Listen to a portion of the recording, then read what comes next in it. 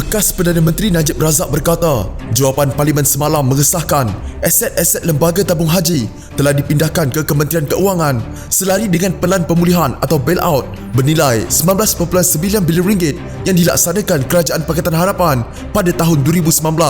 Beliau secara sinis berkata, jawapan itu membuktikan bahawa Kerajaan Pakatan Harapan sebelum ini gagal dalam urus tadbir institusi ekonomi umat Islam itu. Dalam jawapan Parlimen semalam, Kerajaan Perikatan Nasional mengesahkan aset-aset tabung haji sudah dipindah ke Kementerian Keuangan selari dengan pelan pemulihan atau bailout bernilai RM19.9 bilion yang dilaksanakan Kerajaan Pakatan Harapan pada permulaan tahun 2019. Sebab apa bailout kerajaan diperlukan bagi tabung haji? Sebab selepas Pakatan Harapan menang PRU14, pasaran saham Malaysia menjunam dan menjadi pasaran saham paling corot dalam dunia.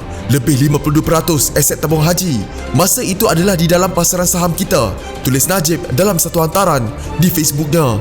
Jelas ekonomi nilai aset tabung haji menjunam teruk, maka Pakatan Harapan memainkan propaganda bahawa tabung haji di bawah Kerajaan Barisan Nasional sebelum ini telah menipu akaun yang mana badan itu defisit RM4.1 bilion pada akhir tahun 2017 dan tabung haji perlu menjual aset untuk memulihkannya. Akibatnya, kata Najib, defisit yang ditipu Pakatan Harapan sebanyak RM4.1 bilion pada akhir tahun 2017 menjadi defisit sebanyak RM17.8 bilion pada permulaan tahun 2019. Sebab itu dakwanya, Kerajaan Pakatan Harapan menjual aset RM19.9 bilion kepada syarikat tujuan khas dimiliki Kementerian Keuangan sebagai bailout. Katanya amat malang apabila pemimpin Pakatan Harapan bersyukur dengan jawapan Kerajaan Perikatan Nasional dengan merujuk kenyataan Setiausaha Agong PKR Saifuddin Nasution Ismail di Facebooknya. Dengan memuat naik salinan jawapan pertanyaan lisan di Facebooknya, Saifuddin berkata ia membuktikan bahawa tabung haji tidak pernah dijual.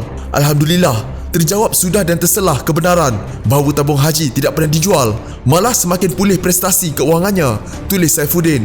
Menurut jawapan bertulis itu, tabung haji kini mencatat lebihan aset sebanyak RM1.9 bilion.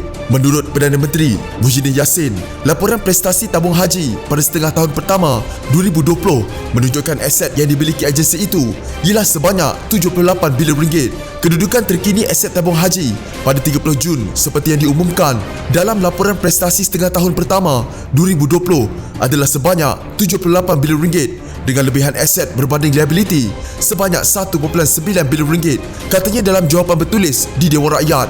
Mengulas lanjut, Najib berkata, jawapan Kerajaan Perikatan Nasional bahawa aset-aset yang dipindah kepada Kementerian Keuangan bukan dikuasai orang bukan Islam kerana kementerian itu kini diterajui oleh orang Islam. Kerana Menteri Keuangan semalam bukan lagi anak Lim Kit Siang, tulis Najib lagi. Jika anda mempunyai gejala seperti demam, batuk dan sesak nafas, jangan berlengah untuk terus ke klinik atau hospital bagi menjalani ujian saringan bersama kita tangani wabak COVID-19.